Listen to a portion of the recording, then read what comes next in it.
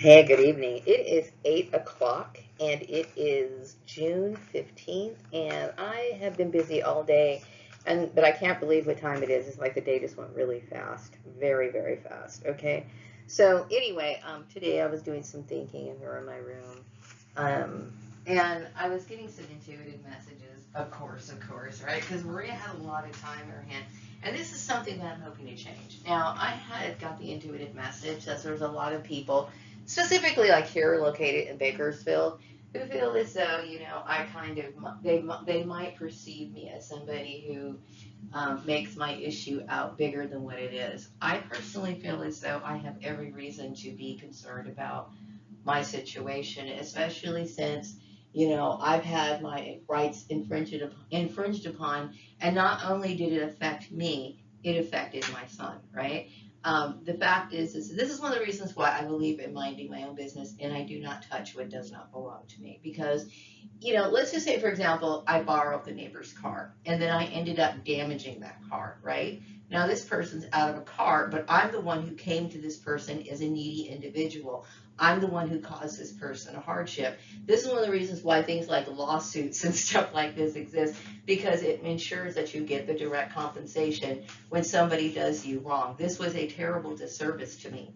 Okay, and some people will say, "Oh, but you got a roof on your head, and you're eating food, and you have clothes on your back, and everything." Yeah, but I also want to highlight the fact that they put me out of work. They prevented me from having work. I do not have a vehicle to get to work, right? So I end up, having to drive somebody else's vehicle. That's not right. That's not right. Okay. Technically, we have laws on the books to protect us from falling into situations that are beyond our control. And everything that happened to me was beyond my control, and somebody was putting things in place to control it. Therefore, it is them who owes me that sort of compensation.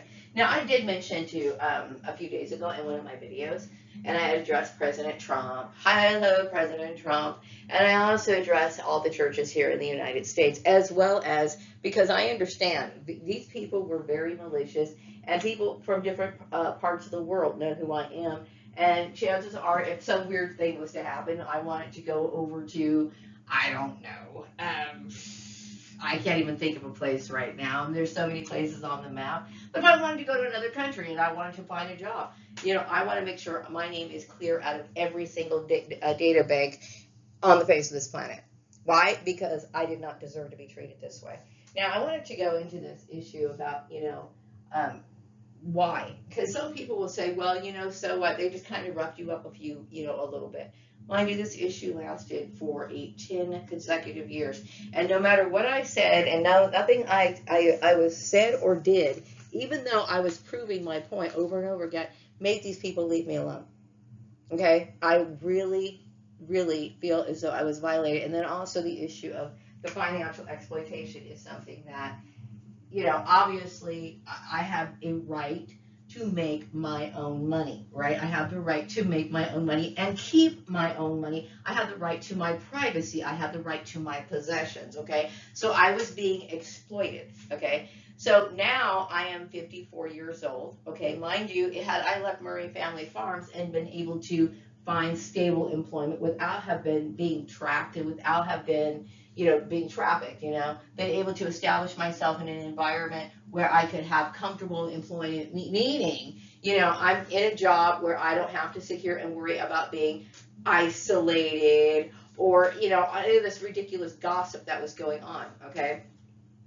I was entitled to that. This is one of the reasons why I was upset, because the lawyers in this community failed to recognize a legal issue. Okay, they failed to recognize a legal issue. Gang stalking. This is what I'm talking about here is gang stalking / human trafficking or whatever. And this is what it looks like. Okay, it is literally somebody being exploited, and everybody is in on it. This sort of stuff should never ever happen again. And I'm not just talking about me. I'm talking about anybody. Okay, the reason why is because it leads to death. And of course, I am hoping, okay, that the people in this community, now I understand, and I'm not trying to offend anybody, but based on this issue and because it was made into a religious issue, I get it. There's a lot of people who really do not understand, to me, what it means to be somebody who is God-fearing. Because if they were, I doubt this would have ever happened. Okay, because there's a lot of traditional Christians. And then I also have to acknowledge the fact that when we were dealing, at least I was, okay, but I know that my sister was very highly influenced, and not just so influenced, I'm going to say highly manipulated by, things like the church, and forced into doing a lot of things that they didn't really want to do. And so anyway, but the point is that, when it comes to, being a decent and honest person, this is the sort of thing that deprives people of the rights. I understand that the job market is extremely competitive. I fully understand that, okay? But this is not the proper way to compete. Now, I understand, what I'm hoping to find, is I'm hoping to find an employer that really is serious um, about work. Like, meaning, and I'm not saying this because I just love work. I enjoyed work when I was younger because, it was my way of getting out of the house, and also it gave me something to do. That does not mean, or am I not trying to insinuate or even imply in any way that I'm somebody who likes bending over and just being a slave for people. Absolutely not, okay? But I always try to make the best use of my time and make the best out of the bad situation. We have to work for our living, okay? So I choose to enjoy myself as much as possible. And if that involves adding novelty to my job, so be it. That means I'm going to sit here and buy my colored pens. I'm going to buy my little notebooks, and I'm going to do things that makes me happy to uplift my mood, okay? I am the one who made it so that I enjoyed my job, okay? I did, because I was around a lot of toxic people throughout my, my span of working. And I will tell you, most of these people were just nothing but really garbage, okay? So, and this is not just in the Bakersfield area. Don't get me wrong. I mean, I've been trafficked pretty much all my life. I'm just saying is it became explosive, okay, when I was working over at Steve Murray's place. So my thing is that, there might be some people in this community that might feel as though, that it's not a big deal, or maybe feel as though that I live my life is so great, and I don't know why people think my life is great. No, I'm not. I'm somebody who is basically impoverished beyond my control. Somebody put me in this situation, and that person should definitely pay up.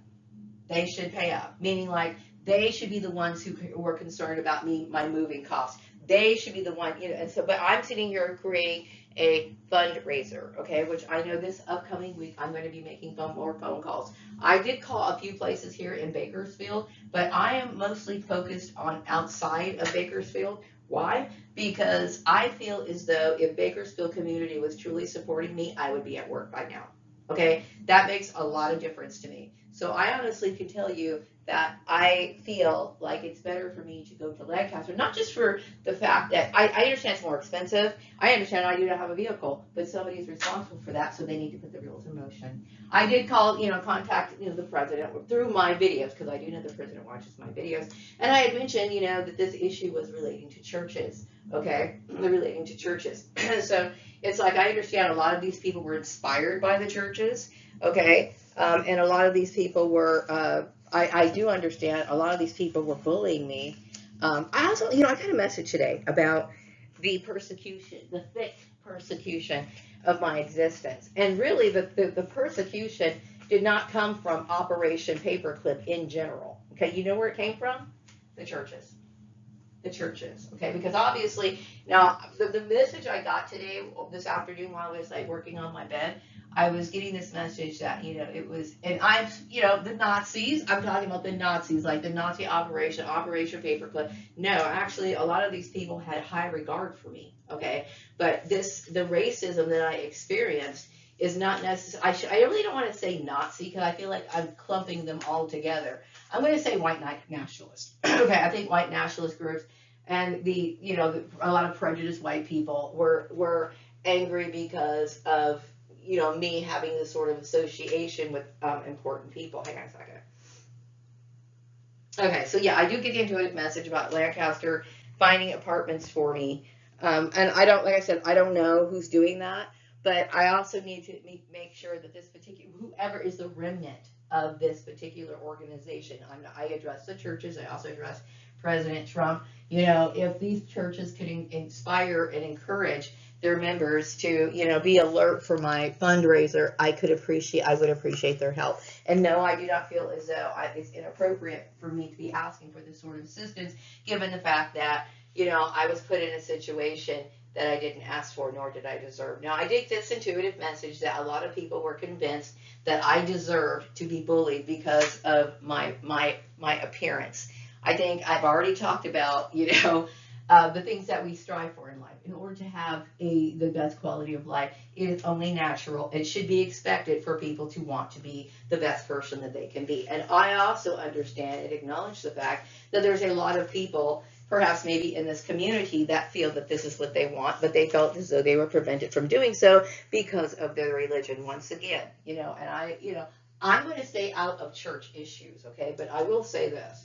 You know, I believe that, you know, if this is an issue and you feel constricted by your religious belief, then you need to take it up with the members of your clergy, okay? And hopefully people are listening to this video, you know, from churches or in general. I understand that their main purpose originally was to keep the family unit together. Mind you, I personally think that their involvement in personal family matters has created a lot of problems, mainly because of the issue of them subjugating women, tying their financial situation, you know, is contingent upon their marriage, okay? A lot of abuse can happen in that situation, and that prevents the woman from being able to leave. Also, you know, I'm writing a little bit about this in my newsletter because I was reflecting on the issue of, you know, the men that I used to know when I was growing up, okay? And a lot of the men, you know, men would talk to me about how they were unhappy with their marriages, right? And they would talk about how when they first met their wife was like, you know, lively, she was happy, she was doing all this stuff, right? And, you know, then she ended up gaining a bunch of weight, not feeling very energetic, and they just weren't attracted to them anymore. And when I think about most of these people that I used to talk to, they were associated with the church. They were associated with the church. Now, my thing is that when I'm looking at it, I'm on the outside looking on the situation, and I'm seeing that, you know, a lot of women who are very unhappy with their children, a lot of very unhappy with their marriage. A lot of women who maybe were into things like clothes, makeup, and stuff like that before they were married, then they find out when they get married that they have to, you know, face a lifestyle that is very uncomfortable for them. And then they feel like it's very difficult for them to articulate their depression and their misery and their unhappiness, right? Because, you know, the church is basically saying and telling these people that marriage is sacred, and it puts a lot of pressure on these people. Now, you know, a marriage is only as sacred as the two people involved and how they view it, okay? So to me, it's like people can try to, you know, convince you that your marriage is good, but if it really isn't, it isn't, okay? So I personally think that those sort of things should be between the husband and the wife. And that's my personal opinion, okay? Because, you know, some men, they talk about how they miss their wives and how they used to be this way, right? But then their religion prevents them from being that way. Or is it their man's personal feeling? And then, you know, if it's their personal opinion or whatever, I still think that that's something that should be between the husband and wife, okay? But like I said, you know, religion is what it is, and that's still ultimately the choice of the people who are involved in it, okay? But one thing is for sure, I do not appreciate people trying to enforce their religious views on me. Now, I get this message of something about Elon Musk, or a discussion about Elon Musk, something about me being dressed up, and I will tell you, I have not met Elon Musk in person, okay? Am I willing to be Elon Musk's friend? Absolutely. You know, and I hope that I do get to meet him, you know, soon or whatever. But, you know, I right now, my main focus is getting my stuff together, okay? I need to be able to get my life together. I am not really happy with being in a situation that these people have put me in. So I had, you know, mentioned to the churches, hey, you know what? You may not agree with how I live.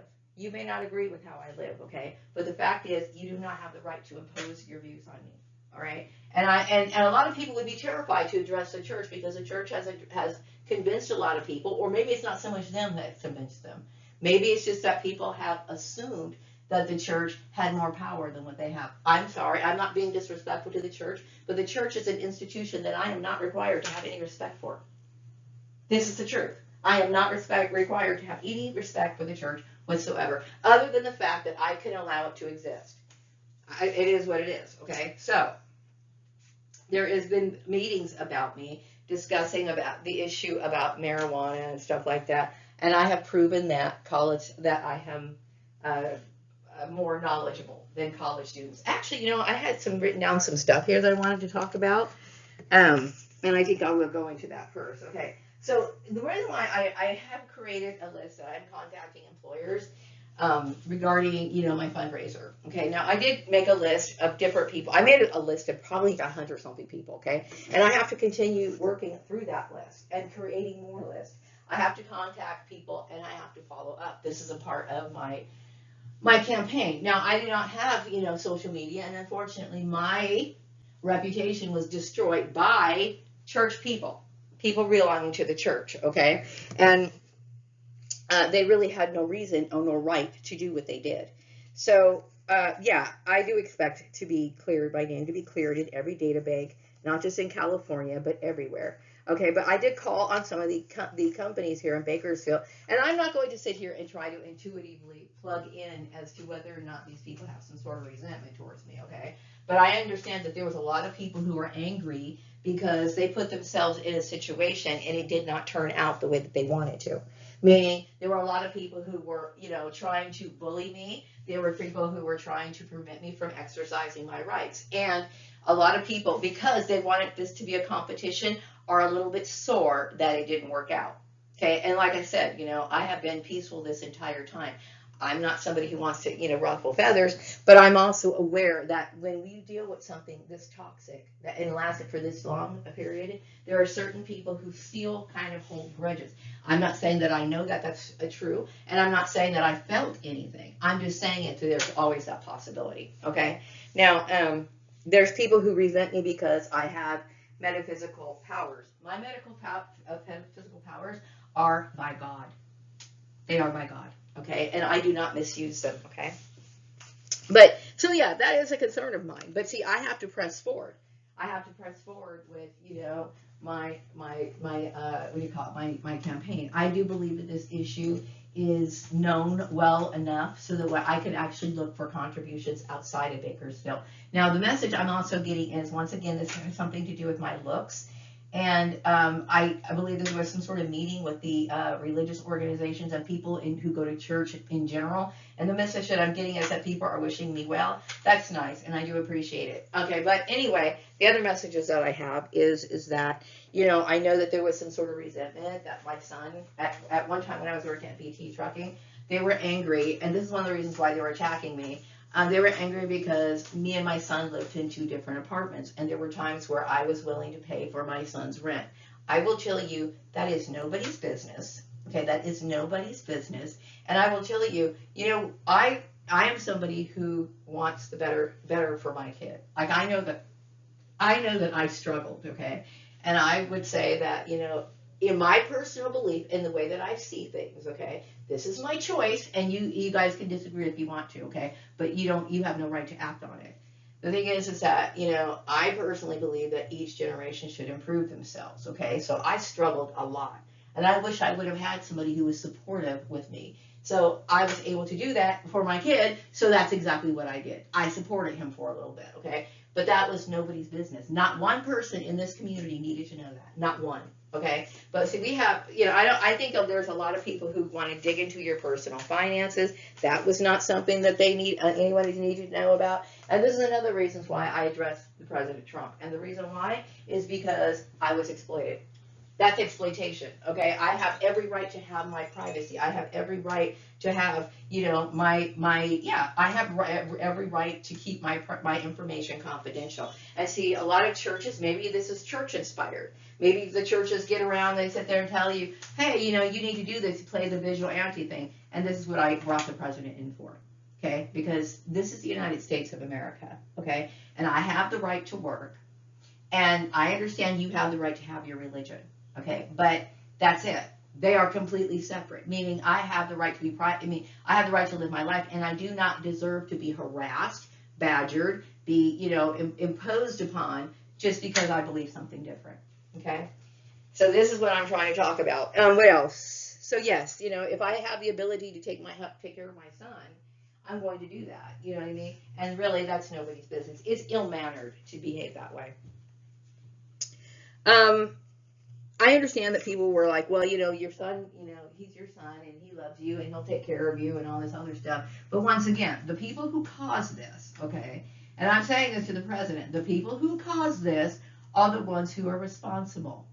They're the ones who owe me compensation. It is not, and once again, the ignorant, ill-manneredness, or whatever you want to call it, they created a damaging situation for another person, meaning I'm deserving of compensation.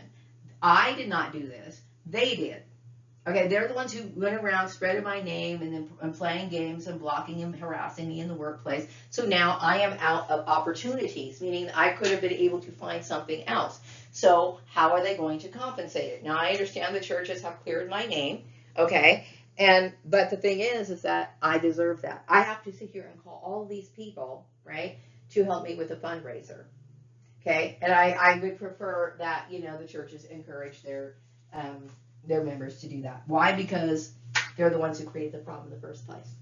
Okay, what else? There are a lot of people arguing about the remnants of my PERT group. There's a lot of arguing. I get the intuitive message that there's a lot of arguing going on in that group. And the thing is that, I understand that, but at the same time, this needs to be a lesson. You don't touch things that I touch, or that belong to me. The message that I'm getting right now is that they're wanting to know what my thoughts and my future plans and my motives, and they're wanting to know what all that stuff is. It is none of your business. Okay, I'm getting them into a message that there's meetings going on about me, and also I get the feeling that they think that I should continue my fundraiser. Okay, well, and what about my fundraiser? Good. I do not expect these people to try to block me or try to, get in my way or try to think that my funds are theirs or anything like that. Okay, I have the right to try to make up from what these people messed up. Now, the message I'm getting right now, hang on a second. Yes. Okay. So yeah, that's the message I'm getting. I'm getting that message that, that I'm supposed to do the fundraiser. Now, do I personally think that they're the ones who should sit here and cough up the money for this? Absolutely. They should be the ones who cough up the money. They should be the ones, okay? Once again, I am never going to be the kind of person that ever causes anybody any hardship. You know why? Because to me, people should be self-sufficient. I'm a self-sufficient person. I don't bother other people, and I do not ever want to be blamed for harming anyone. These people, to me, who did what they did and then are sitting here making me be the main driver of my what do you call this, my fundraiser, right? I mean, sure, I understand I have to do something, right? But at the same time, I wouldn't have to be doing this. If these people didn't exist, I could be in a home in Lancaster and relaxing and doing my stuff because I would have a consistent job. Okay, these people have caused nothing but problems. Nothing but problems. Well, anyway, yeah, I let this be a lesson to you. Also, I get the intuitive message that what was miserable in my life, these people are now facing misery right now. This is one of the reasons why they can't really do anything. They're like, okay, well, good luck for you to you because, we really can't do anything. These people are deserving of death is basically what they are. Okay? Because, like I said, and I want this to be a lesson to people here in this community and really everywhere. This is one of the reasons why I'm making the moral reset, okay? People need to be held accountable for the things that they do. They need to be held accountable for the things that they do, okay? Now somebody, thrashed my life, set me back, and now they have the audacity to try to set my son's life back, right? So not only did they affect me, they affected my son, and all they can do is they can just sit there and do nothing, okay? And I'm the one who's innocent. So I do get the intuitive message that there's a few people who are experiencing severe mental problems because they realize what they did and to who they did it to. Okay, so there's a lot of people who are like, oh my God, she really is, a decent person. Oh my God, I did this. That's too bad. Okay, that's too bad. Because like I said, I can forgive certain things, that happen like a little oopsie type thing. But like for years and years and years and years and years and years of targeting me, let this be a lesson to people. Don't let people long term abuse you and then sit there and act like they're going to tell you they're sorry. Okay, because it's too late by then. What else? Okay, I also got the intuitive message that my rights are respected. And that this message I got is that the idea of trying to prevent me from having rights actually was created by so-called college-educated people. Isn't that crazy? Okay, but see, these people were in a competition with me. Now, I want to say something about college people, okay? It's all very admirable that people want to expand their knowledge, okay? But see, I understand that these little college degrees are basically, they're kind of a dime a dozen, really, when you think about it, okay? And I understand that, when college started to pick up and become, like, popular and became more of a, what do you call it? A status symbol, okay? People would talk about how, originally college was meant to be an institution that was designed for more higher level intelligent people. Okay, so a lot of people who get into college, they might be okay, but they're not what you call real scholarly type people. So it's like college kind of got dumbed down in the course of time. Anyway, my point is that, I'm not the one who created the competition, okay? But then you have these pompous people who wanted to prevent me from my rights, okay? Now, to me, when this was a work issue, if they were so educated, they would have known that this is not what you're supposed to do. You don't mess with people's rights, and especially for the reasons why. They're picking on my hair, okay? Originally. Yeah, they were picking on my hair. Now, I talk about my clothes a lot, but at first they were picking on my hair. None of your business. None of your business. Okay, there's some men who wear like toupees or whatever. That's nobody's business to know. Nobody needs to know that. And if you're pointing that out and making a public issue, obviously you were just doing that for the point of exploitation. Not one person needs to know if I'm wearing hair pieces, wigs, weaves, whatever. No one needs to know that. Unless, of course, I was dating that person, and I would probably tell them myself. It is nobody's business. Okay? Nobody's business. So these irresponsible people have caused me a hardship, and the only thing that they could do is hopefully die. Hopefully die. Okay? What else did I want to say?